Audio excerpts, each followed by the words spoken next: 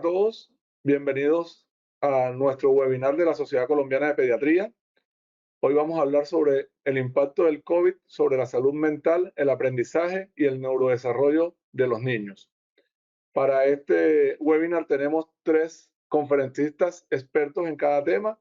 El doctor Roberto Chaskel, médico de la Universidad Nacional, médico psiquiatra infantil y adolescencia de la Universidad de Berlín y Universidad de Londres, docente de la Universidad Militar Nueva Granada, Universidad de los Andes y Universidad del Bosque, jefe de psiquiatría infantil y adolescencia del Hospital Militar Central.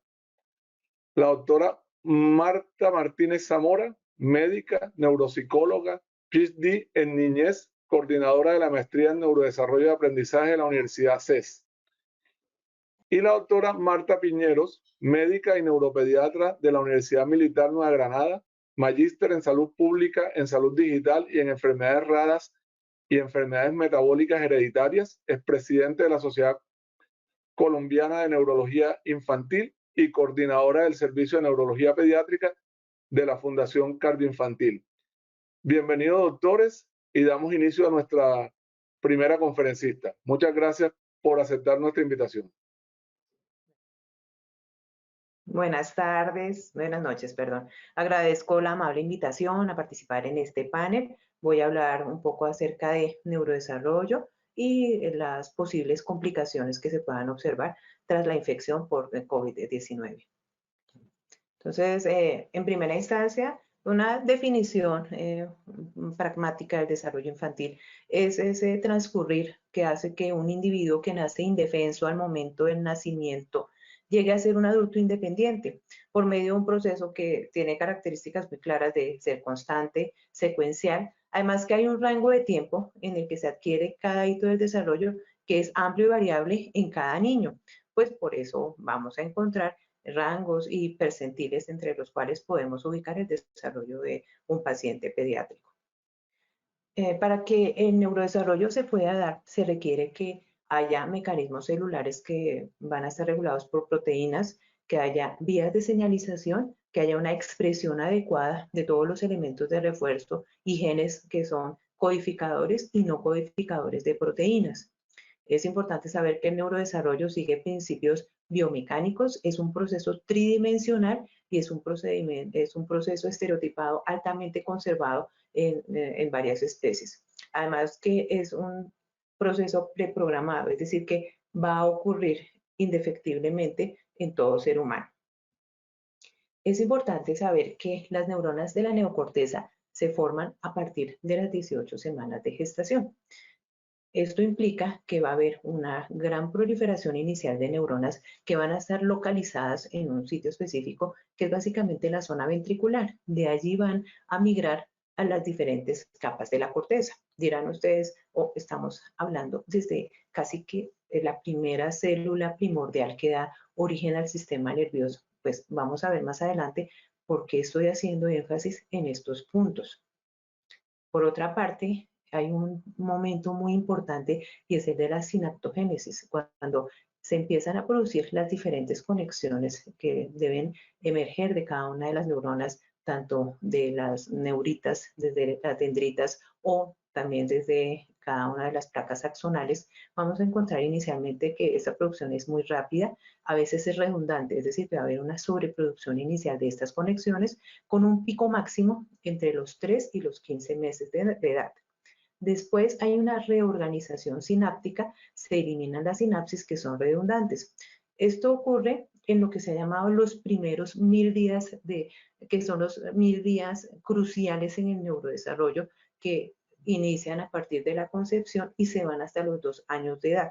Es decir, que esos son los años, esos primeros 2 años son los críticos para que el neurodesarrollo se cumpla de esa manera como lo había mencionado inicialmente.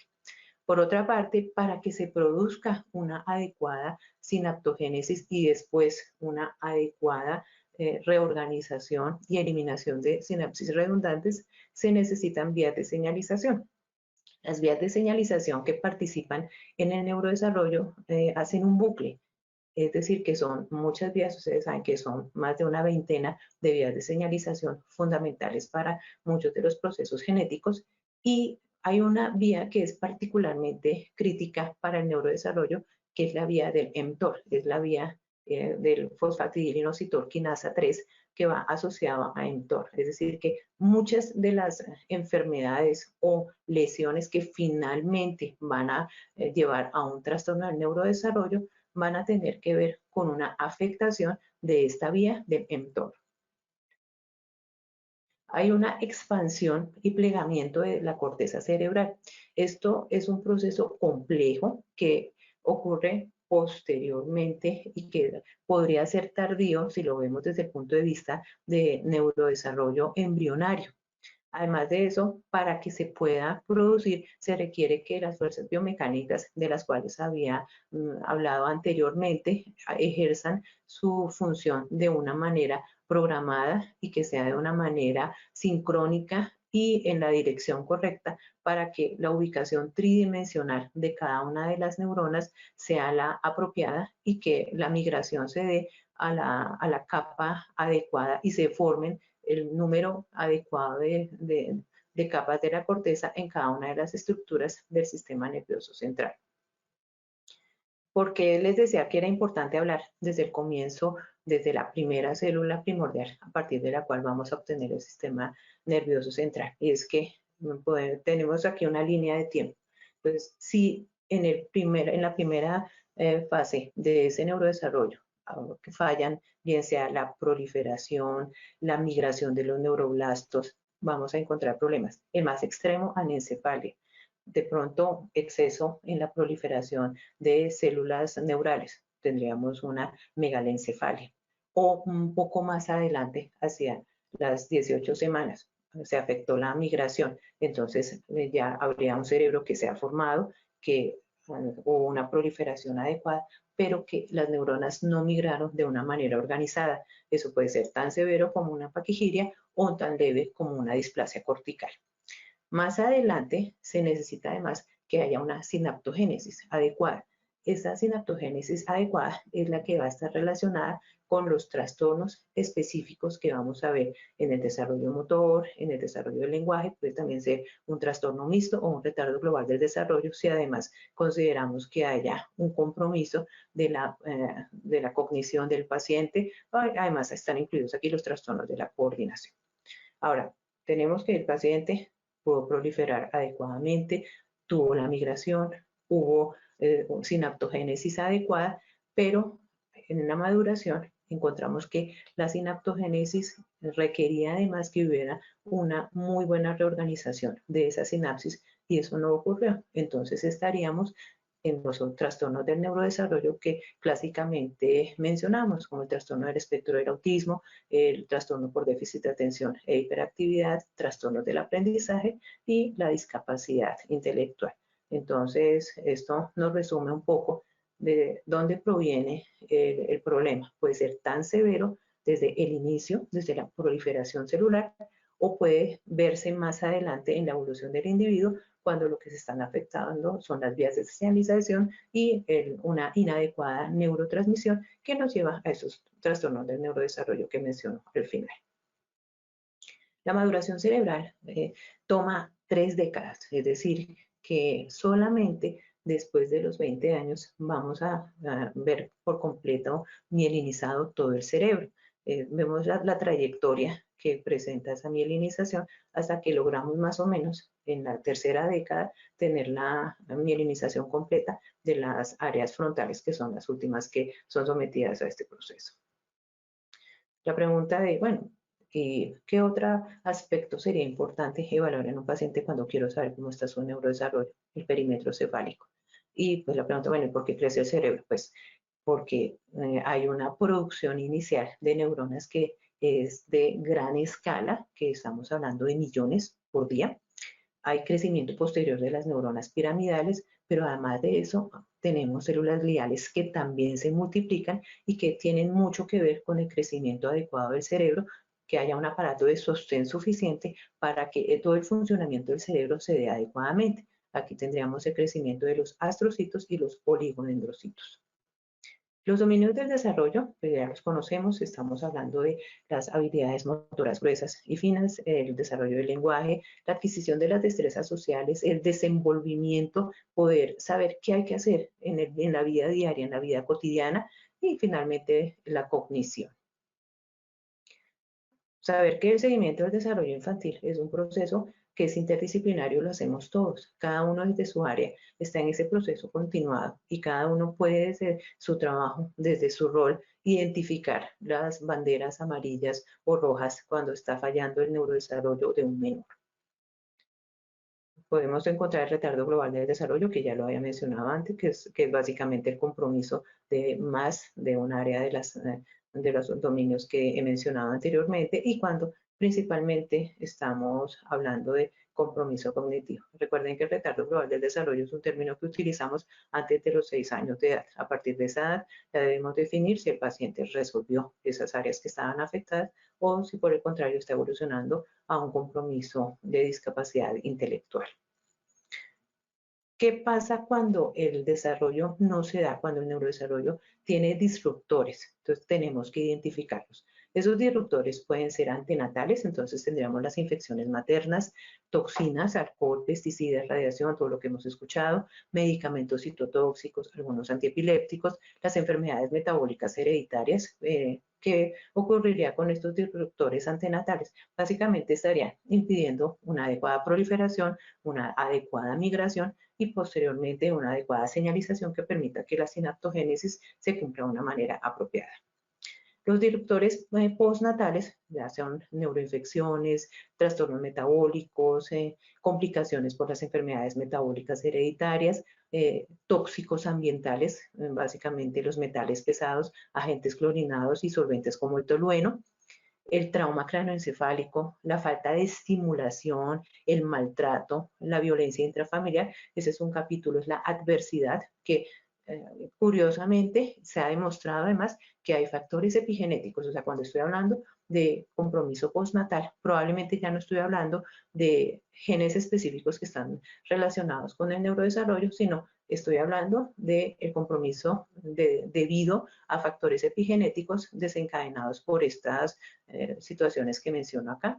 Los estados carenciales como hierro, folatos, la vitamina D. La vitamina D es un neuroesteroide que tiene funciones importantes en la proliferación neural y en la neurotransmisión, y pues también hay otro factor de adversidad que son los trastornos de la salud mental materna.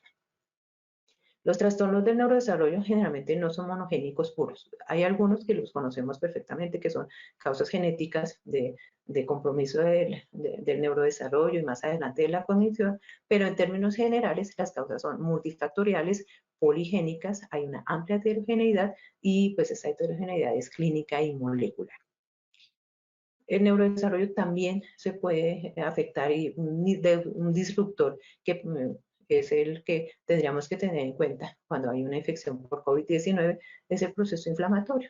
Cuando en la vida prenatal se presenta activación inmune relacionada con infecciones que afectan a la madre, se produce una tormenta de interleuquinas. Se sabe que la interleuquina 6 y la 17A tienen un rol importante en la génesis de trastornos conductuales y también en más adelante presentar TEA. Además, el transcriptoma cerebral de los fetos femeninos y masculinos es diferente. Eso hace que se presente o se haya alguna atribución en que haya predominancia del TEA en el sexo masculino. Esos son conceptos que pues habría que someter a más escrutinio en la investigación más adelante. Entrando un poco más en materia, sabemos que hay 7 coronavirus, de esos 7 hay 6 que están relacionados con enfermedades neurológicas severas en niños. La diseminación del coronavirus en el sistema nervioso central básicamente sería por 2 vías. La vía hematógena es cuando los monocitos que contienen los viriones atraviesan la barrera hematoencefálica, que está más permeable por el mismo proceso inflamatorio que desencadena la liberación de las quimiosinas o quimoquinas, como las quieran llamar, o que haya transmisión de viriones a través de la placa cribiforme que infectan los bulbos olfatorios y que haya una transmisión neurona a neurona de esos viriones.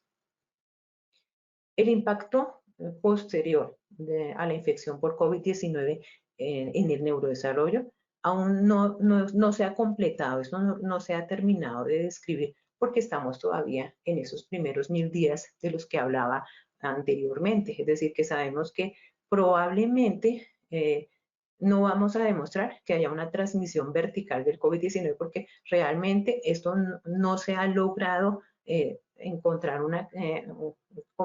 cómo demostrarlo, que haya causalidad, no se ha demostrado que haya una transmisión vertical del COVID-19. Sí hay reportes de compromiso neonatal severo, o sea, sí puede haber falla respiratoria, hay algunos casos, no son la mayoría, no todos los pacientes que nacen de madres que están sintomáticas con COVID-19 van a tener la infección y no todos los que teniendo la infección van a tener un compromiso neurológico severo que produzca daño cerebral. Sí hay algunos casos en los que se han reportado gliosis. También se sabe que el hecho de que una madre esté con un proceso infeccioso, que esté sintomática, eso puede favorecer que se presente un parto pretérmino o que haya una indicación médica para que el parto sea adelantado o que se haga una cesárea que haga que el paciente nazca de manera prematura. Se hizo una búsqueda de si había ese compromiso extremo del cual les hablaba del neurodesarrollo, donde fuera tan extremo que hubiese anencefalia. No hay ningún reporte hasta el momento. Que haya displasia cerebral, tampoco encontré ningún reporte hasta el momento. En pacientes un poco mayores, sí hay compromiso porque pues de todas formas este es un virus neurotrópico, el SARS-CoV-2 entra también a las neuronas porque las neuronas también tienen receptores secados que son los receptores por medio de los cuales el virus puede entrar a las células de los seres humanos. Se han reportado parálisis flácidas agudas por mielitis transversa o en síndrome de Guillain-Barré, crisis febriles principalmente, pero también hay estado epiléptico, algunos casos de encefalitis, enfermedad cerebrovascular, tanto hemorrágica como oclusiva y también trombosis de senos venosos. Cuando se ha presentado el síndrome inflamatorio multisistémico, se han observado asociaciones neurológicas similares a las que se observan en el síndrome de Kawasaki.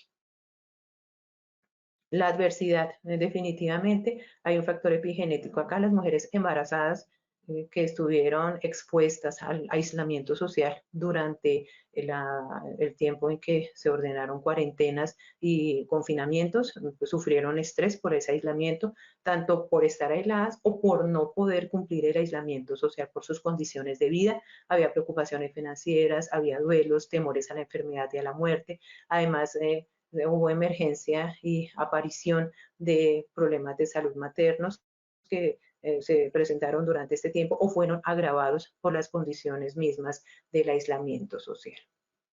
Eso fue todo lo que quise presentar en el día de hoy. Si hay alguna pregunta, más adelante estaremos dispuestos para resolver las dudas que hayan surgido. Y mis disculpas por la presentación inicial que fue complicada. Gracias, doctora Piñeros. Dejamos las preguntas hacia el final. Todos los que se pueden ir animando a hacerlas, al final responderemos con los tres expertos. Continuamos con la doctora Marta Martínez. Bueno, buenas noches. Un agradecimiento a la Sociedad Colombiana de Pediatría por la invitación y la oportunidad y un agradecimiento a todos los que en este momento están escuchando y compartiendo esto con nosotros. Vamos entonces a mí me tocó la parte de el impacto de la pandemia en el desarrollo cognitivo y el aprendizaje de los niños. Acá está mi correo, al final lo voy a volver a repetir porque si alguien quiere que le envíe la información, que tiene una bibliografía al final para los que quieran profundizar en este tema. Bueno, como ya muy bien nos lo explicó la doctora Marta, el neurodesarrollo empieza muy en el vientre materno y termina al final de la adolescencia, o sea que tenemos alrededor de 7.000 días, esos primeros 1.000 días que son fundamentales, básicos, pero más allá de esos primeros 1.000 días, el cerebro se sigue construyendo y es allí donde nosotros, los papás, las mamás, las abuelitas, los médicos, los pediatras, el personal de salud, se convierte en un socio del neurodesarrollo, para cuidar ese neurodesarrollo, para cuidar y y promover ese pleno potencial, el desarrollo del pleno potencial de cada niño, que está consagrado en la Convención de los Derechos del Niño, en el artículo 6, donde nos dice que cada niño tiene el derecho de desarrollarse en la máxima medida de lo posible. Muy importante tener este marco para ver qué pasa con esto en medio de la pandemia. Antes de la pandemia ya el panorama no era muy alentador. 43% de los niños estaban en riesgo de no alcanzar ese pleno potencial al que tienen derecho. Este es un estudio publicado en Lancet basado solamente en las medidas de retraso de crecimiento, o sea que muy seguramente está subestimando el número de niños o el porcentaje de niños que están en riesgo de no alcanzar el pleno potencial.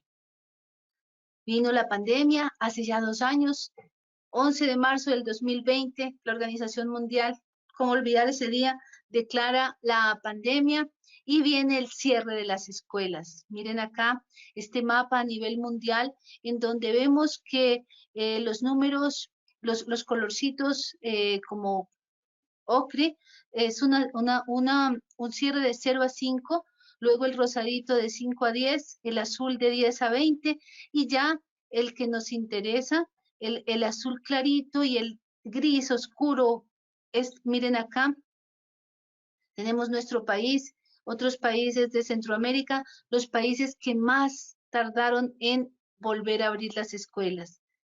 Miren que nosotros somos de los países donde estuvieron más tiempo cerrados los centros infantiles y las escuelas. Más allá del cierre de los centros infantiles y las escuelas, la pandemia ya representa un reto para el desarrollo, para el neurodesarrollo. La suspensión de las visitas domiciliarias, estas visitas que se hacen, por ejemplo, nuestro programa de 0 a Siempre las hace, pero a lo largo de todo el mundo, estas visitas al hogar que no solamente garantizan la seguridad alimentaria, sino el acompañamiento en la crianza. Estas visitas, estos programas de visitas domiciliarias han sido supremamente útiles para disminuir las tasas de maltrato y para hacer programas de estimulación exitosos. Todo eso se puso en par en la pandemia. Inasistencia a los controles, ustedes más que nadie como médicos, pediatras lo saben, se dejó de asistir a los controles prenatales, a los controles de crecimiento y desarrollo. Ya lo dijo la doctora Marta, el estrés de los cuidadores, que es algo que desafía el ambiente, la crianza y puede ser un factor muy importante de adversidad psicosocial. Y bueno, y luego un tema del que casi no hemos hablado, la reapertura de los centros infantiles y las escuelas con tapabocas.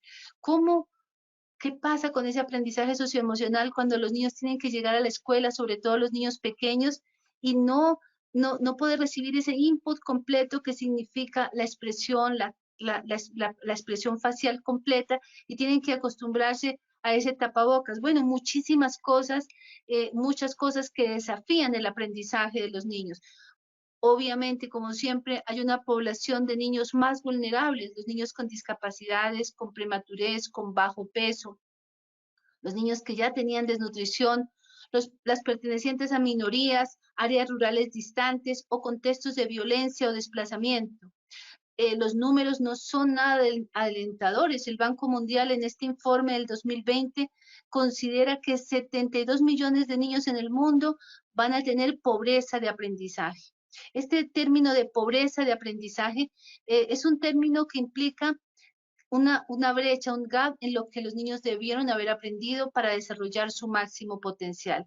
Diciéndolo como en una forma muy coloquial, son niños que a los 10 años no saben leer un texto sencillo y no saben manejar la aritmética básica. Digamos que eso es lo que se denomina como pobreza de aprendizaje y que se estima que sí que se va a presentar o sí que se está presentando ahora en esta época, pues ni siquiera post pandemia porque no hemos terminado, pero que ya existe esta situación a nivel mundial.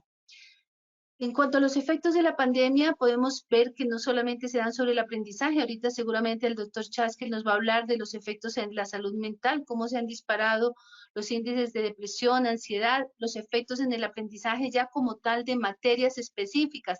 En este informe, en este artículo, se documenta un atraso en matemáticas, un atraso en lectura, mucho más impactante en los niveles socioeconómicos bajos, con unas brechas de más de 2 desviaciones con respecto a los promedios esperados. Impacto en el temperamento, también se ha documentado cómo los bebés son más difíciles de calmar, y más irascibles y temperamentos más reactivos. Se han documentado también eh, algunas otras alteraciones en el temperamento, pero la pregunta que quisiera que en este momento nos hiciéramos es ¿qué pasa con el desarrollo cognitivo, con el desarrollo general? Sabemos cómo está el desarrollo. Tenemos aquí una cohorte que es la cohorte Resonance. Es una cohorte que nos permite tener un insight, una advertencia de qué es lo que puede estar pasando con el desarrollo infantil. Esta cohorte es privilegiada porque es un estudio longitudinal de salud infantil que lo empezó la Universidad de Brown en el año 2009. ¿Cómo les parece que juntó 1.600 diadas, cuidadores niños, de los niños que van al control de crecimiento de 0 a 5 años? Su objetivo es seguirlos hasta la adolescencia, 1.600 diadas. Miren, tengan presente que comenzó en el 2009, o sea, es una oportunidad preciosa para ver qué pasa con el desarrollo con la pandemia, ¿no? ¿Qué es lo que sucedió en ese tiempo que las escuelas, los centros infantiles y todo esto que hemos hablado estaba sucediendo? Este estudio utiliza una escala de Mullen de aprendizaje muy similar, de aprendizaje temprano, muy similar o muy parecida a nuestra escala abreviada del desarrollo, con algunos elementos quizás un poco más, más refinados, pero en general es una escala que mide, se evalúa al niño en compañía de los padres en una serie de tareas interactivas que evalúan las diferentes áreas del aprendizaje: la motricidad gruesa, la recepción visual, la motricidad fina, lenguaje expresivo, lenguaje receptivo.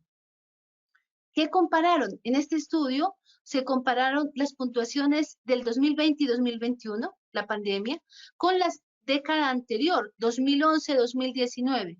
Muy importante que los resultados que les voy a mostrar, ya se realizó el control de las variables por edad, género e indicadores socioeconómicos, porque desde lo contrario podríamos decir, bueno, no, eso puede ser explicado por el nivel socioeconómico. No, los gráficos que les voy a mostrar, los resultados que les voy a mostrar, ya les puedo asegurar que esas variables están controladas. ¿Qué creen que van a mirar en estos gráficos? ¿Cómo creen qué pasó con ese desarrollo durante la pandemia? Recuerden que son estas mediciones de crecimiento y desarrollo que se hacían antes, en una época prepandemia y desde que empezó la pandemia. Miren esto, por favor.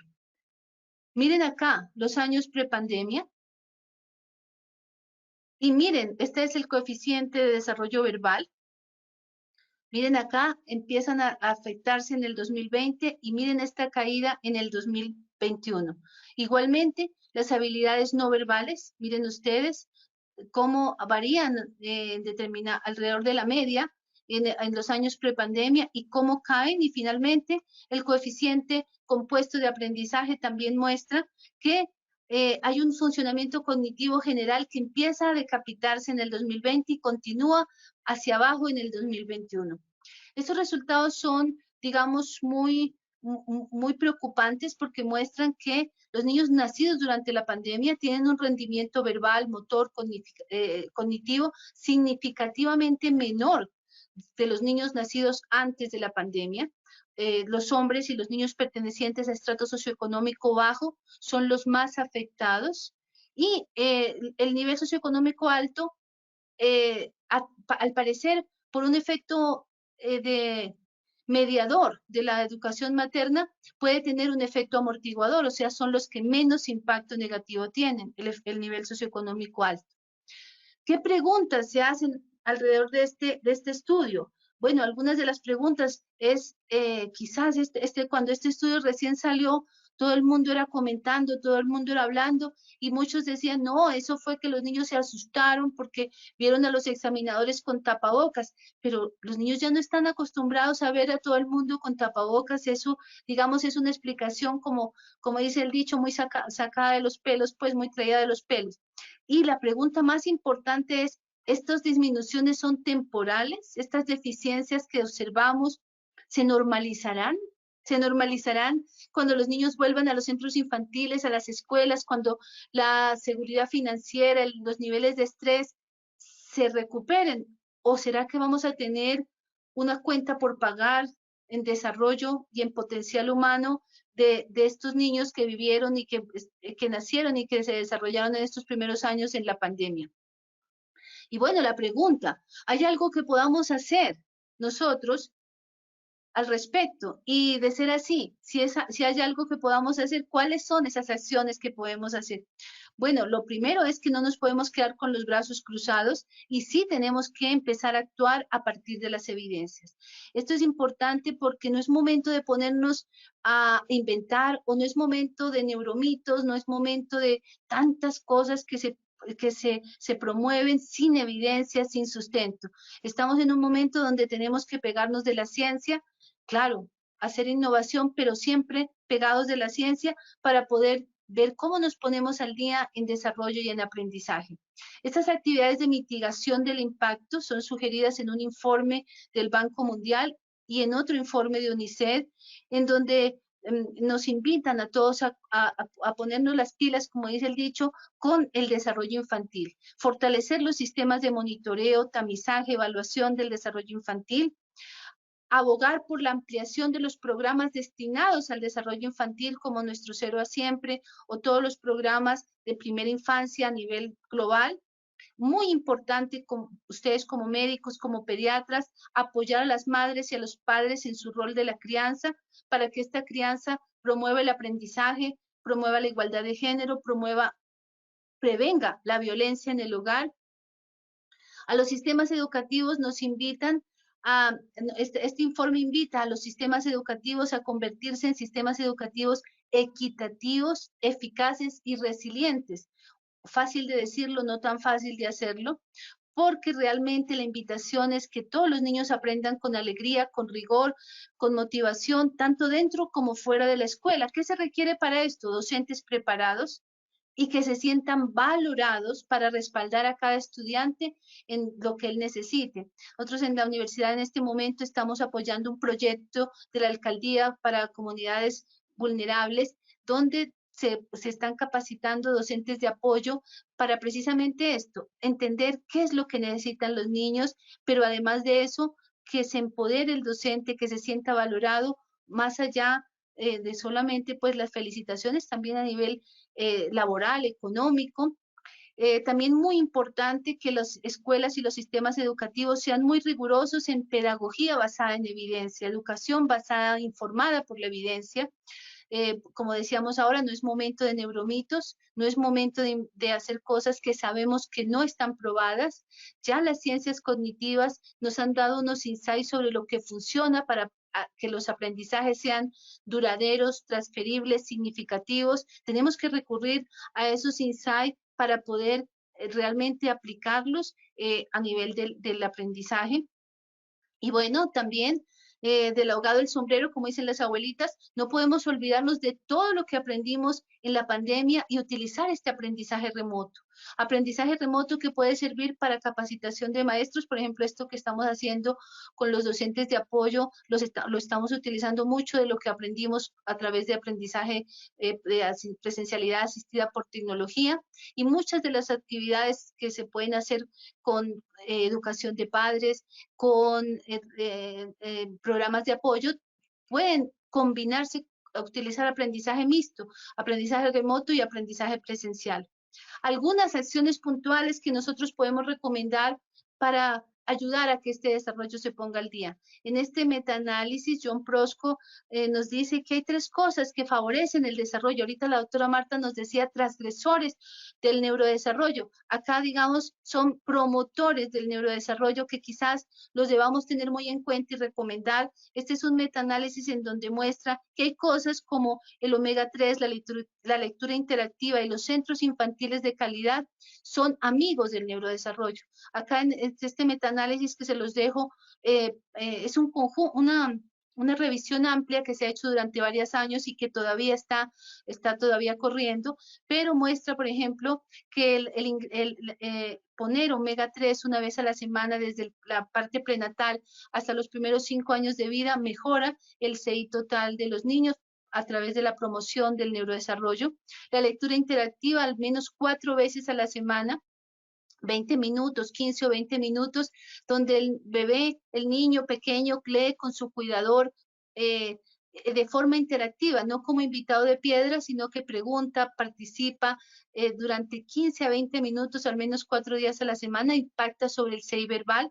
Y centros infantiles de calidad, miren que el centros infantiles con ese apellido, de calidad. Hoy sabemos que la calidad de los centros infantiles se mide con indicadores estructurales de infraestructura, pero también con indicadores de proceso, que hablan de esa capacidad del centro infantil para generar ambientes de seguridad emocional, ¿no? Entonces es muy importante que nuestros niños vuelvan a los centros infantiles, pero que los centros infantiles sean de calidad. También recurrir a programas probados que han mostrado que tienen evidencia para impactar. Nuestro programa famoso del Caribe, el programa de Jamaica, es un programa basado en juego y en interacción, en donde los padres son entrenados, son motivados por el personal de salud en las salas de consulta pediátrica. Este programa se hizo inicialmente también con visitas al hogar, pero luego se ha hecho muchas modificaciones, por ejemplo, en las salas de consulta pediátrica. Aquí tengo el manual para el que quiera bajarlo. Es un manual de actividades que se invita a los padres a incluirlas en la cotidianidad del cuidado. Este estudio de Jamaica es muy bonito porque se vio que los padres participantes pertenecientes a una comunidad vulnerable tenían un impacto importante en el desarrollo, en el CI, en la capacidad laboral, en el potencial humano. Es uno pues de los estudios de desarrollo infantil que uno dice, ¿cómo esas cosas tan sencillas tienen un impacto tan grande? Y bueno, tenemos otras cosas ya más específicas. Acá les he querido dejar una iniciativa para la alfabetización temprana. Una de las cosas que más se ha afectado es los niños que en pandemia tuvieron que hacer transición y primer grado virtual. Ese aprendizaje de la lectura, de ese principio alfabético y de esa cardinalidad y las bases de la matemática a través de la virtualidad, bueno, parece que no fue muy exitoso y es como lógico pensarlo. Y hay como programas, por ejemplo, de una empresa que se llama GraphoGrain, con sede en Helsinki, en Finlandia, del grupo de investigadores de neurociencias cognitivas de París, de Han. Este es un programa basado en fonética, pero utilizando una aplicación que los niños pueden bajar al celular o al computador, y mientras van jugando, se convierten ellos en un avatar y van pasando niveles y van desarrollando la conciencia fonológica, el dominio fonológico que se necesita para la lectura inicial. Inicialmente este programa se recomendaba para niños que empezaban a hacer la lectura, los niños entre los 4 y los 6, o los niños con dislexia que tenían dificultades y tenían que necesitar un input. Obviamente que la idea es que esto se haga en conjunto con estrategias de apoyo pedagógico especializado, pero puede ser una ayuda para los padres y para los niños en general. Este programa está libre, está abierto, lo tradujo la Universidad Católica de Chile y está abierto, libre, gratis al público, y también hay otro para matemáticas para los niños de 4 a 10 años. Son ejemplos muy pequeños de cosas que podemos hacer para ponernos al pie del desarrollo. Y bueno, y la última, cuidar el sueño, porque el sueño hace parte del algoritmo del aprendizaje, y ya sabemos que durante la pandemia tuvimos muchísimos desafíos, muchísimos malos hábitos, se nos dañó, se nos desajustó el sueño, y nuestros niños y adolescentes, esos hábitos tenemos que volverlos a enseñar a dormir bien, volverlos a que respeten esas horas de sueño, porque hoy sabemos que ese sueño es fundamental en el algoritmo del aprendizaje. Este es mi correo nuevamente, se los dejo por si quieren escribirme pidiéndome estas diapositivas o alguno de los materiales, con mucho gusto se los puedo enviar. Una invitación también para los que puedan estar interesados en la maestría en neurodesarrollo y aprendizaje. Y aquí están las referencias bibliográficas. Muchas gracias. Continuamos entonces con la última conferencia a cargo del doctor Roberto Chaskel. Buenas noches y mil gracias por la invitación para hablar sobre el impacto del COVID en la salud mental y el neurodesarrollo en niños y niñas y adolescentes. Mil gracias a la Sociedad Colombiana de Pediatría por la invitación y muy honrado de compartir con las colegas esta noche. Bueno, el objetivo es que ustedes reconocerán el impacto de la pandemia en los niños, en los infantes, en niñas y en adolescentes en esta presentación que les voy a dar. Y para efectos prácticos, ustedes saben que en pediatría la mayor parte de la literatura, al igual que en psicología y en psiquiatría, hoy se divide en estos 4 puntos: los infantes, los preescolares, los escolares y los adolescentes. Y eso nos permite también en términos de la patología mirarlos pues muy bien, pero hoy entendemos y desde hace décadas entendemos cómo es el desarrollo normal de cada uno de ellos y como nos presentaban antes, verdaderamente el impacto de la pandemia ha impactado también a cada uno de estos niños en su desarrollo. Entonces, uno de los primeros impactos que ya tenemos documentados es lo que tiene que ver con desarrollo del lenguaje. Y estamos viendo en las consultas tanto de neuropediatría como de terapia del lenguaje, como de psiquiatría, a más niños con verdaderamente atrasos en ese desarrollo del lenguaje, donde el impacto mayor se dio en los años 2020 y 2021, donde los niños estuvieron, entre comillas, encerrados con sus padres en la casa y no había una exigencia de verdaderamente desarrollar adecuadamente el lenguaje, porque recordemos que el lenguaje se desarrolla adecuadamente en el proceso de socialización de los niños. Entonces, por eso es tan importante que uno tenga pares con quienes desarrollar ese lenguaje y no una hermanita que sea 3 años mayor o un hermano que sea 10 años mayor y unos padres que están trabajando desde casa. Entonces, hemos visto el impacto de la pandemia durante estos prácticamente 24 meses y el efecto que ha tenido en este desarrollo. En términos del desarrollo psicomotriz, también tuvimos retrasos particularmente en lo que tiene que ver con la motricidad gruesa. Muchos de los niños tuvieron el ambiente en casa para desarrollar la motricidad fina, pero verdaderamente la motricidad gruesa de no salir de la casa, de no salir a los parques, de no salir a jugar con el balón, de no poder jugar con los padres de manera integral. Eso verdaderamente fue un desastre para muchos de los niños. Y hoy en día también estos niños están en fisioterapia, en terapia ocupacional, y es muy, muy interesante ver cómo los más pequeños verdaderamente avanzan con rapidez, algo que ya sabíamos desde las épocas previas cuando enviábamos los niños a terapias. Y en el desarrollo lúdico también hubo un retraso en los años 2020 y 2021, pero también en este contexto, niños muy pequeños han recogido ese tiempo y hay algunos estudios que empiezan a sorprender cómo los niños más pequeños recogen el tiempo con mayor velocidad, pero están más afectados los niños de 10 años para arriba y ciertamente los adolescentes. Entonces, vemos cómo recuperar lo que se ha perdido es más lento entre más grande sea uno y es más rápido entre más pequeño es uno. Entonces, esto es muy, muy interesante porque estos niños no tuvieron la oportunidad de jugar durante 2 años y nuevamente los niños que, por ejemplo, tenían entre 13 y 15 años, cuando volvieron pues a la socialización con sus pares, se encontraron atrasados en los juegos lúdicos y esto afectó enormemente el desarrollo social entre escolares y adolescentes.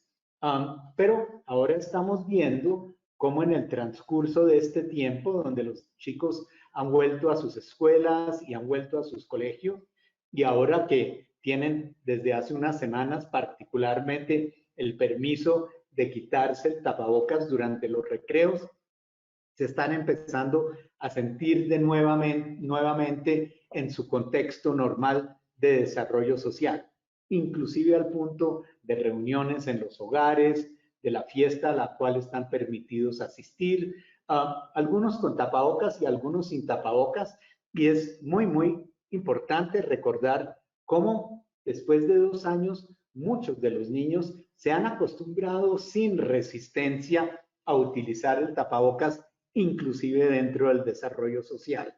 Hemos visto entonces como consecuencia de ese impacto en los niños, en algunos de ellos verdaderamente un atraso y en otros un atraso que se ha venido recuperando lentamente. En términos del desarrollo cognitivo, como ya lo escuchamos, ha sido una tragedia que algunos de estos niños no tuvieron la oportunidad de estar en la escuela. Sabemos que en este país en particular, un porcentaje muy grande de niños se perdieron de la oportunidad de ir a la escuela y entonces toda la generación infantil se vio afectada en su desarrollo cognitivo. Y aquí es donde vamos a tener la mayor dificultad para recuperarnos, porque hoy en día tenemos chicos de 17, 18 años en el 9º grado, cuando deberían estar en el último año de colegio, y tenemos niños de 13 y 15 años en el 6º grado, simplemente porque estuvieron restringidos completamente a hacer esos procesos de desarrollo cognitivo. Ni los computadores ni los elementos que tenían los chicos en la casa eran suficientes y todo el tiempo había dificultades de conexión. En términos del desarrollo familiar, también hubo situaciones que no eran predecibles en el 2020, en el mes de abril. Y es que los padres se comenzaron a quedar en la casa. Las madres, porque estaban conectadas por vía de internet a sus trabajos, cuando normalmente trabajaban 8 horas, ahora escuchamos que muchos padres y muchas madres han tenido que trabajar hasta 12 horas porque sus jefes se han sentido muy cómodos de ponerlos a trabajar todo ese tiempo. Tenemos entonces un nuevo desarrollo en términos de las comidas y de las cenas, inclusive de los desayunos, con niños que no salían de la casa y entonces se sentían atrapados en la situación, algunas veces sin conexión a sus colegios, y entonces, digamos, en una familia de 4, había 4 computadores prendidos con unos niños que no se podían acercar a sus padres para resolver preguntas o preguntas tecnológicas, donde los padres se mostraron además muy faltos de confort porque los niños los interrumpían en sus trabajos. Y esto llevó a que muchas familias pasaran de ser unas familias absolutamente armónicas a ser familias disfuncionales en su trabajo, y lo que es más trágico, muchas de las familias que ya eran previamente disfuncionales, se les incrementó la disfuncionalidad. O sea que tenemos, obviamente y afortunadamente, unas familias que han cuidado y siguen siendo familias armónicas, pero son familias que verdaderamente hicieron esfuerzos muy grandes para continuar estando en ese rango. Tenemos las familias que recientemente se hicieron disfuncionales y que han respondido afortunadamente, la mayoría de ellos bien, a las psicoterapias de terapia familiar y terapias individuales que se han ofrecido. Pero los que previamente eran disfuncionales verdaderamente han tenido tragedias muy importantes, como es el maltrato intrafamiliar, que se ha visto incrementado, y nosotros en el mundo de adolescentes y niños escolares desde el 5º grado hemos visto ahora intentos de suicidio. Nuestros intentos de suicidio en las 2 instituciones en las cuales trabajo se han aumentado 300% durante el tiempo de la pandemia. Y son intentos a veces muy, muy serios que nos han llevado a traer a esos niños a las unidades de cuidado intensivo. Pero también hemos visto un aumento alrededor de las situaciones de maltrato infantil de niños que de adultos que también han hecho intentos de suicidio muy serios y algunos de ellos lamentablemente suicidios exitosos. Y otra tragedia que hemos visto es el uso de abuso de drogas y de alcohol, inclusive en niños muy pequeños, donde previamente no teníamos esta dificultad. Entonces, sobre todo el uso y abuso de marihuana, pero también el uso y abuso de otras drogas que antes estaban plenamente reservadas y el aumento de la ingesta de alcohol, donde tenemos ahora niños embriagados, inclusive en ciudades como Bogotá, a partir de los 10, 11 años de edad, cuestión que es de veras muy, muy trágica. Y en términos de los intentos de suicidio, como lo señalaba antes, esto se ha aumentado, tanto en varones como en niñas. Las niñas más con ingesta de tabletas o ingesta de mixturas con alcohol, etcétera, pero los varones con saltos desde las alturas, con venenos, con cortadas muy, muy importantes, algunas veces ahorcamiento o intentos de ahorcamiento. O sea que esos intentos de suicidio, nuevamente que no veníamos viendo antes, los estamos viendo más frecuente y mucho más frecuente la denominada ideación suicida de niños que no han hecho el intento, pero que afortunadamente llegan a urgencias donde lo podemos evitar. Ya les señalaba pues que los suicidios consumados se han aumentado y entonces verdaderamente los pediatras tienen que estar atentos a que hay un grado de juventud mucho más alto pensando en la posibilidad de suicidio y esto es algo que ustedes pueden detectar en sus consultas de pediatría.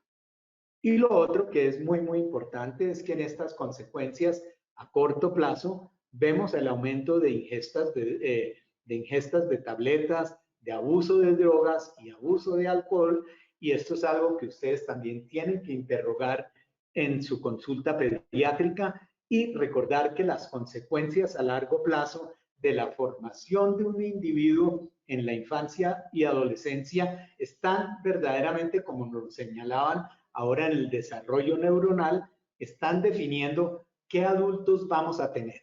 Y vamos a tener más adultos que en su adolescencia sufrieron de ansiedad y de depresión y que utilizaron drogas para calmar la situación en la que estaban. O sea, tenemos una población de riesgo muchísimo mayor y por eso es tan importante que hoy en el mundo de la pediatría, de la neuropediatría, de las profesiones que están en el desarrollo, de la psiquiatría infantil, todos estemos mucho más atentos a que tenemos que tratar a esta juventud para evitar una tragedia más adelante. Y con esto es muy importante pues tener en cuenta que el impacto del COVID es gigantesco en la salud mental, en el neurodesarrollo, en niños y niñas y adolescentes. Mil gracias.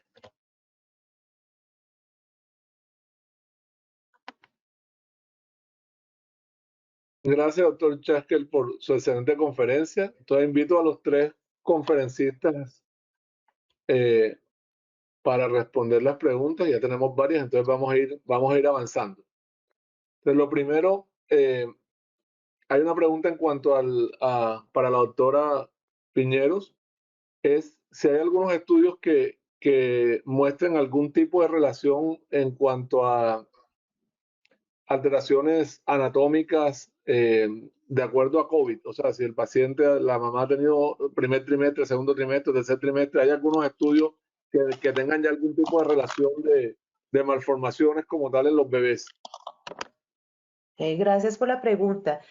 De hecho, hice esas búsquedas para saber si se habían reportado ya anormalidades específicas del desarrollo cerebral y no hay reportadas hasta el momento en lo que se refiere a displasias, porque la pregunta que entiendo es básicamente que haya displasia, o sea, que esté la estructura cerebral anormal.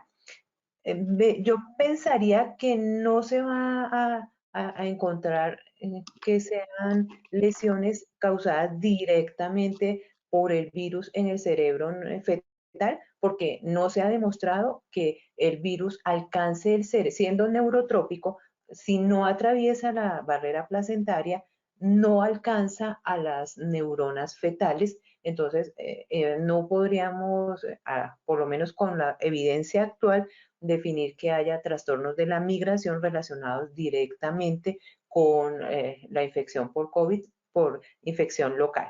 Ahora, lo que sí se ha visto es que hay causas secundarias o de una manera indirecta el COVID sí ha impactado el desarrollo.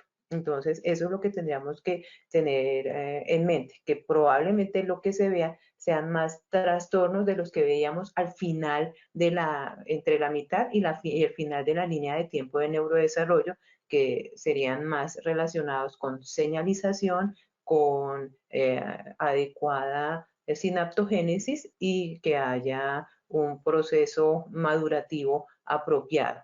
Probablemente las lesiones que puedan ocurrir por aquellos disruptores que actúan antes de la migración, no directamente, serían por otras situaciones, coinfecciones, complicaciones, parto pretérmino. Recuerden que cuando hay prematurez extrema, hay una estructura que sí puede afectar, si es el cerebelo. El cerebelo estructuralmente sí puede presentar lesiones, puede haber disminución en la foliación de los cerebelos en pacientes que han sido prematuros extremos o incluso eventos cerebrovasculares, tal vez, pero indirectamente, no por la lesión de COVID. Gracias, doctora. Para la doctora Martínez, ¿por qué a pesar de que los padres han estado en casa durante la pandemia para asistir a sus bebés, estos están mostrando todo este tipo de déficit global, motor, verbal y cognitivo? Sí, realmente, como lo explicaba pues el doctor Chaskel, el hecho de que el niño esté en la casa con el papá solo o con un hermanito o dos, no reemplaza la estimulación cognitiva del centro infantil, del parque, de los amiguitos del centro infantil. Entonces, digamos, eso es por una parte, ¿no? El no a poder ir al centro infantil. Puede ser que los papás estén en la casa. ¿Qué nivel de estrés está soportando ese papá o esa mamá que tiene que estar con la casa, con trabajo, con los oficios, sin apoyo, solo, con inseguridad alimentaria, inseguridad financiera? Entonces, otro factor adicional, ¿no? Y bueno, el hecho de que también no se esté asistiendo, no se estuvo asistiendo a los controles y no se hayan detectado problemas que, como decíamos ahorita en una conferencia, se detectaban y se mandaban oportunamente y se dejaron como coger en cierta forma ventaja de todas estas situaciones. Entonces hay muchas cosas que van más allá de solamente estar en la casa con el niño, ¿no? Por supuesto que también hubo el otro lado de la moneda, papás, mamás que pudieron compensar, encontrar un equilibrio y conocer más a sus hijos, disfrutar de momentos más de juego. Esto es algo, las estadísticas muestran una foto de un promedio, pero en ese promedio, por supuesto, hay todos los casos. Miren que incluso en el estudio de Resonance veían que los niños de estrato socioeconómico alto no tenían este impacto, muy al parecer mediado eso por la educación materna. Entonces, hay muchos factores y las cosas, el desarrollo es complejo y hay muchas aristas para poder analizar y para poder decir, no, ya es que la mamá y el papá y listo, pues pueden desafiarse de muchas formas el desarrollo. No sé si entendí la pregunta, pero creo que sí. Gracias. Doctor Chaskel, teniendo en cuenta el curso leve de la enfermedad por COVID en niños inmunocompetentes, la baja tasa de contagio en niños escolares y esta posibilidad de retraso en las habilidades sociales y el lenguaje, ¿se justificaría el día de hoy el uso de mascarillas en niños, especialmente en la edad preescolar? Sí, es muy valiosa esa pregunta. Gracias, doctor Guerrero. Es que una parte importantísima que nosotros conocemos del desarrollo infantil temprano es que niños reconocen la mímica de las caras, la mímica del cuerpo como un elemento comunicacional. Y ese elemento comunicacional perdió algo importantísimo, que fue en la mímica, la parte de la boca y la parte de la pronunciación. Eso de no ver la cara completa, esos experimentos ya se habían hecho, inclusive en la época de Piaget. Entonces es muy importante recordar eso y recordar que en los estudios de la Universidad de Boston, niños muy pequeños, de 3 meses en adelante, reconocen facialmente a sus madres. Entonces, y las reconocen esencialmente por la parte de abajo y no por la parte de arriba, lo que incluye cejas y ojos. Entonces, ya habiendo hecho esas experiencias en los años 70 y 80, conocemos la tragedia que implica el tapabocas para el buen desarrollo social de los niños. El otro elemento que se perdió durante 2 años, insisto, muy recuperable en los menores de 5 años de edad y también no igualmente recuperable en ese grupo de menores de 5 años, pero los de 5 a 15, 5 a 20 años también lo van a recuperar totalmente. Entonces es verdaderamente lo más importante que ha sucedido en las últimas semanas, es la salida de los tapabocas en los niños, en las escuelas y en los colegios, particularmente en los recreos, porque es en los recreos el mejor punto para quitarse el tapabocas. En el salón de clase, pues uno siempre estaba en fila y no le veía la boca al que estaba adelante, pero esto ahora es verdaderamente un avance gigantesco para el buen desarrollo. Aquí hay una pregunta casi que digamos que se conecta, entonces se la voy a hacer enseguida. Hay estudios en Estados Unidos que muestran que el tapabocas interfiere más como un canal de comunicación y no tanto en la socialización o a nivel emocional. Entonces, ¿qué opinión tienen al respecto? De pronto para el doctor Chasky y la doctora Martínez. Cuando se dice desarrollo social, eso incluye comunicación, obviamente, entonces es muy importante. El desarrollo social se ve profundamente afectado por la falta de una comunicación fluida, pero estos hacen parte de un mismo espectro del desarrollo, o sea, no están separados entre sí y sabemos claramente si miramos todos los chicos menores de 18 años de edad, cómo es de importante poder ver la cara completa. Y cómo es de importante para los que hacemos hoy en día, por ejemplo, consulta por internet, que nos perdemos, por ejemplo, el movimiento de las manos, ¿no? Entonces, en la consulta por internet en el mundo psico, lo único que vemos es la facies del paciente y no vemos qué está haciendo con los pies y con las manos. Entonces, verdaderamente nos quedamos muy a medias.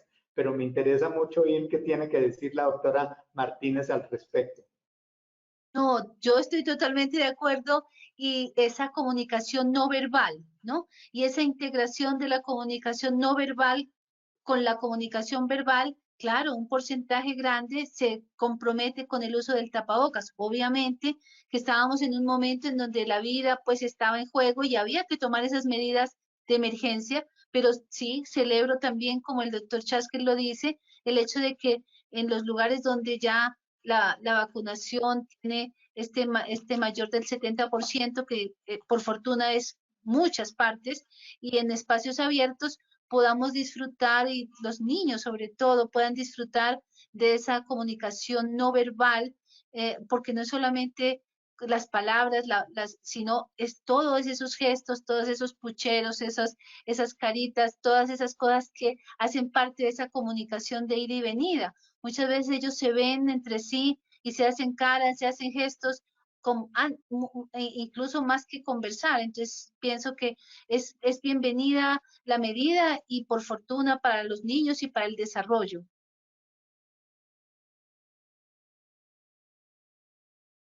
Gracias, doctores. Una pregunta para la doctora Piñeros y es si tiene estudios o experiencia en pacientes que después de tener episodio con COVID hayan tenido algún tipo de regresión en el neurodesarrollo.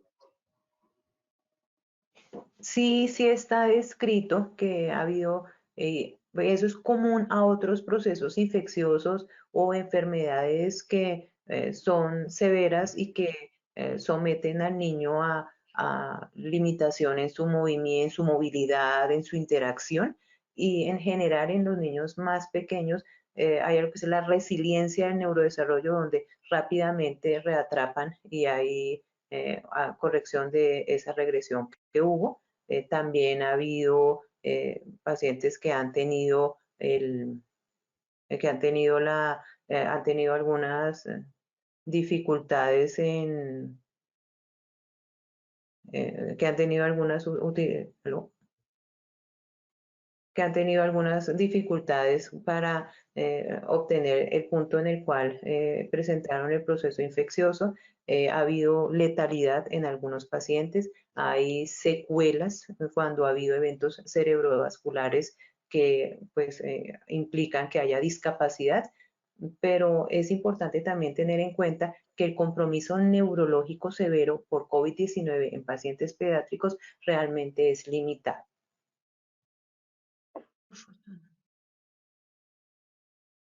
Hay otra pregunta acá en cuanto el tema de ludopatías y aislamiento social por videojuegos. No sé quién quisiera responderla o si tienen opiniones diferentes.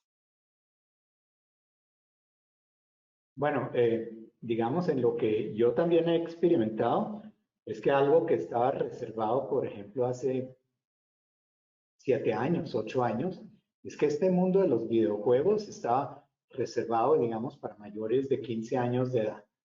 Y eso se ha pegado, pues, una caída, pues, que hoy, digamos, yo puedo tener niños esperando la consulta en mi consultorio que tienen 2 años y medio y mientras esperan están metidos en los videojuegos, utilizando su dedo índice apropiadamente, sus dedos pulgares apropiadamente y verdaderamente es una lástima que como consecuencia, digamos, de los videojuegos, muchas mamás no toman los cuentos que tengo ahí en la sala de espera, que son todos cuentos Claro. infantiles donde les podrían leer, pero es que la mamá también está pues con un audífono puesto, hablando pues con sus familias y es una lástima lo que ha sucedido, no exclusivamente con los videojuegos, sino con todo ese desarrollo que todos hemos tenido de veras como consecuencia de la pandemia, porque los videojuegos hacían que los niños estuvieran silenciosos mientras los padres trabajaban. Entonces, yo tengo, por ejemplo, un chico en la consulta de 9 años de edad que los padres ya consideraron que era un problema porque puede estar jugando hasta 12 horas videojuegos. Y yo quedo sorprendido. O sea, lo traen porque ya tiene 12 horas. Mejor dicho, No yo se lo hubiera sorprendieron traído 10 antes. horas antes. Pero es absolutamente sorprendente los niveles de tolerancia y, digamos, como la poca, digamos, capacidad de instrucción y de educación a los padres de familia sobre qué es correcto en términos de videojuegos, ¿ok? Y qué es correcto en términos de pantalla. Claro. No sé, la doctora Martínez. Sí, realmente ya sabemos con claridad que la Sociedad Colombiana de Pediatría, la Sociedad Americana de Pediatría tiene unas recomendaciones muy precisas para el uso adecuado de las pantallas y entonces vemos que pues eso no se cumplió en la pandemia, se sobrepasó con creces y uno hasta cierto punto, las mamás, los papás decían, pero ¿qué los ponemos a hacer? ¿No? ¿Qué los ponemos a hacer si estamos encerrados, confinados? Y entonces, bueno, es momento de ponernos al día, es momento de volver a generar unos hábitos más saludables, es momento de volver a respetar estas 3 horas de actividad física que la Organización Mundial recomienda, de las cuales una de esas horas debe ser actividad física vigorosa. Entonces, no se trata tampoco de pelear con todas las pantallas, porque sabemos, por ejemplo, lo dije en mi conferencia, que hay Serious Game y otras actividades que incluso pueden ayudarnos en el desarrollo, ¿no? Pero sí que seamos muy respetuosos de esos límites.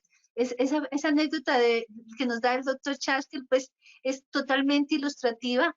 Consultaron porque pasaba ya 12 horas, cuando, imagínense, estaba pues muy lejos de lo que se espera que para ellos debía ser la alerta. Pues no les pareció grave la segunda, la tercera, la cuarta, la quinta, sino que esperaron hasta las 12. Y sí, está documentado el uso problemático del Internet, el uso problemático de las pantallas en muchos niños y, por ejemplo, en estos niños que previamente tenían un déficit de atención, aún más vulnerables de tener un uso problemático de Internet por sus dificultades con el sistema de recompensa y la autorregulación. Entonces, claro, más compleja la situación. Pero pienso que, como dice el doctor, no estamos a tiempo para volver a recuperar eso y volver a ponernos al día con los límites, con la actividad física, con las normas, y en eso los médicos, los pediatras son muy importantes que demos esas recomendaciones a los papás y que los invitemos a seguir esas recomendaciones del uso adecuado de pantallas. Y si me lo permiten, también sugiero incluir dentro de las recomendaciones de puericultura evitar entretener a los niños con videos desde la época de lactancia. Hay madres que reportan que la única manera de que el niño deje de llorar o que haga o que esté un poco más tranquilo es presentándole videos desde el celular. Entonces es importante que todos tengamos muy claro que debe haber un uso adecuado de pantallas y que en términos generales en los preescolares y lactantes el uso de pantallas no ayuda al adecuado neurodesarrollo. De acuerdo, inclusive a veces en el inicio de la alimentación complementaria les ponen los videos mientras le dan la alimentación, como para que el niño se entretenga y solo abra la boca y vaya recibiendo el alimento. Hay una pregunta en cuanto a matoneo y bullying y su relación con el suicidio. Estamos viendo como un incremento marcado después del regreso a las clases en los adolescentes y preadolescentes de matoneo y bullying que inclusive lleva a estos intentos de suicidio o en algunos casos a suicidio como tal. Entonces, la pregunta es saber por qué se estará dando, cuál es la situación, qué nos está pasando con nuestros adolescentes en este momento de la pospandemia. Se liga bastante lo que estamos viendo a los videos y juegos que los niños están haciendo. Si usted mira la calidad de los juegos que están jugando, hay muchos elementos de matoneo y bullying. Y después de un rato eso se vuelve parte de la normalidad de uno. Entonces llegan al cole y pues siguen haciendo bastante de lo que han visto en este sentido. Y veo uno verdaderamente unos niños que han padecido pues el matoneo de una manera verdaderamente como yo no la había visto antes. Y esos chicos llegan a urgencias con un cuadro depresivo bien importante, con consideraciones de intento de suicidio o consumar el suicidio. Y uno les pregunta en la consulta externa sobre cómo lo harían, y ya por internet lo leyeron. O sea que de veras tenemos que tener pues un semáforo muy grande, sobre todo en amarillo, que nos dice que es fácil pasar al rojo. De acuerdo. Una pregunta para la doctora Piñeros, y es de todos estos trastornos del neurodesarrollo dentro del compromiso motor, verbal o cognitivo que estamos viendo, ¿lo estamos viendo de una manera global o hay alguno que estemos viendo más o alguno que sobresalga de acuerdo a ahora que estamos en todo esto de la pospandemia en cuanto a estos trastornos como tal? En términos generales, el retardo del desarrollo ha sido un diagnóstico más frecuente como apreciación subjetiva en general, predominando los trastornos del lenguaje, desde los trastornos específicos del lenguaje hasta el retardo en el inicio propiamente del lenguaje y del uso social del lenguaje.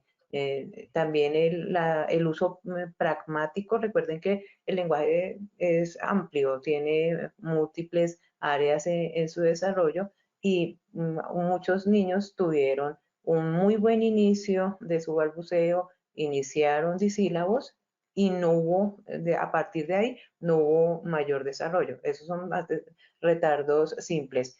u otros niños que, habiendo adquirido lenguaje, hicieron regresión de habilidades de lenguaje previamente adquiridas relacionadas con poca estimulación ambiental o condiciones adversas. Hubo pacientes que, y que también parecieran estar, y como les decía, esto es un bucle a veces porque los trastornos de desarrollo se pueden superponer, también y se espera que, como tal, como se ha observado, que ha aumentado la frecuencia del diagnóstico de pacientes con trastornos del espectro del autismo, con trastornos generalizados del desarrollo. Es posible que puede ser coincidente o que de alguna manera el hecho que haya habido esa tormenta de interleuquinas intrauterina y que se hayan liberado esas interleuquinas que les mencionaba, la 6 y la 13A, que están relacionadas con una mayor incidencia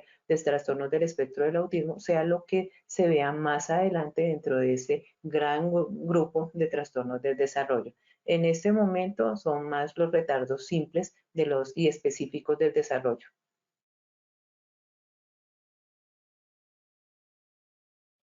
Aquí tenemos, bueno, tal vez está relacionada con lo mismo que hablábamos de bullying y matoneo, y es que estamos viendo, además del uso de drogas y alcohol, incremento como de riñas y de peleas entre los adolescentes en el colegio. Entonces, la pregunta era si esto de pronto tendría que ver también con este encerramiento, 2 años, la pandemia, ¿qué podría explicar esta cantidad de cosas? Inclusive preguntaban, hacer esta misma pregunta, y es si consideramos las pantallas hoy en día como una droga, como una adicción. Sí, yo creo que, pues, verdaderamente lo que estamos diciendo es que es un elemento en exceso y algunos de los niños están absolutamente pegados a ese tipo de situaciones, pero los que promocionan eso son los padres de familia y son también los responsables de no frenar eso. Y cuando ya tiene uno un niño de 15 años para arriba, es dificilísimo frenar eso. Entonces, pues lo que hay que hacer es no cultivar eso entre los más pequeños, pero pues uno ve padres que verdaderamente, yo he visto familias comer en restaurantes donde todos tienen una pantalla prendida y no están conversando entre ellos. O sea, es verdaderamente una situación absolutamente desastrosa y nos toca educar no solo a los niños, sino a los padres de familia. De acuerdo, total. De acuerdo. Vamos a ver. Bueno, acá hay de pronto opiniones. A pesar de las recomendaciones dadas a padres e hijos sobre el uso de las pantallas y en general de hábitos de vida saludables, así como los factores de riesgo frente a los delitos cibernéticos, parece existir una falta de credibilidad respecto a los riesgos a los que están enfrentando. Cómo direccionar acciones y estrategias más asertivas o eficaces con los padres, como lo decía el doctor Jaskel, que los padres a veces están más conectados que el mismo niño. Creo que esta es una tarea que nos tocaría a todos, ¿no? Desde la sociedad de pediatría, desde la sociedad de psiquiatría, y mirar cómo podemos tener como vínculos más asertivos con los papás, como más del día a día, de las rutinas de cada uno de estos papás, porque yo creo que pues nosotros todos los conocemos bien, sabemos qué tenemos, pero pareciera que el mensaje no está llegando, ¿no? Como que lo más fácil es que se conecte a la pantalla el niño y así estamos todos tranquilos y felices como tal. Entonces creo que ahí es donde tenemos que empezar a trabajar eso. De esto nace una pregunta, tenemos una realidad ahora que es una realidad virtual, ¿no? Entonces, ¿cuál es la opinión en esta realidad virtual? Tenemos como esta realidad en la cual estamos conectados por Internet, los trabajos muchas veces son por Internet. Entonces, si de alguna manera tendremos que sopesar un poco este uso de pantallas en aquellos niños que hoy en día estamos utilizando más virtualidad que antes, sin duda alguna. Entonces, la pregunta era, ¿qué podemos hacer en cuanto a esta realidad real de la virtualidad? No sé, para la doctora Martínez o el doctor Chaskel, quien quiera ayudarnos. Pues la educación virtual fue un salvavidas porque se imaginan estos cierres prolongados de escuelas sin al menos esto, Obviamente que la inequidad y donde no existió, pues no pudo ser un amortiguador de la pérdida de aprendizajes.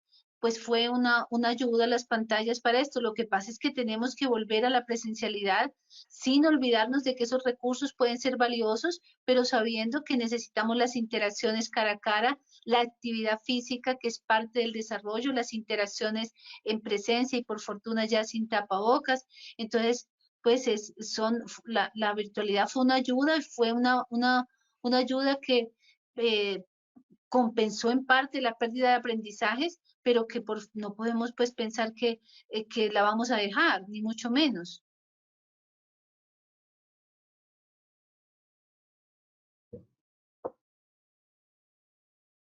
Bueno, yo creo que esa era la última pregunta que tenía. Pues yo agradecerles a la doctora Marta Martínez, a la doctora Marta Piñero y al doctor Roberto Chasque por sus excelentes conferencias y aportes. Creo que es un tema de mucha actualidad en la cual los papás están teniendo muchos problemas, los colegios también nos andan preguntando y aquí mismo en algunas de las preguntas alguien hacía el aporte que por qué no, pues no quitamos las mascarillas, por qué no hacemos cosas que ya se están empezando a demostrar y creo que aún así Colombia ha ido trabajando, hemos estado presionando, hemos estado asesorando y creo que al final poco a poco vamos a ir cambiando y ir llegando, digamos que a esta nueva normalidad.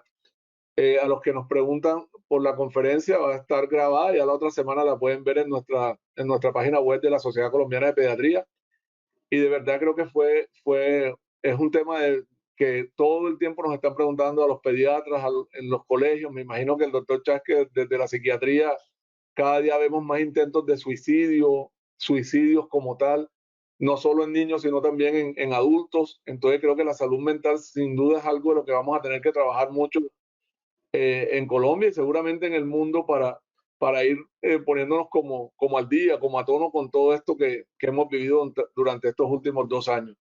No es más sino agradecerles por sus excelentes conferencias y por compartir este espacio con la Sociedad Colombiana de Pediatría y agradecer a todos los participantes que tuvimos y a sus preguntas muy importantes hoy en esta noche en nuestro webinar. Muchas gracias a todos y que tengan una feliz noche. Muchas gracias por la invitación.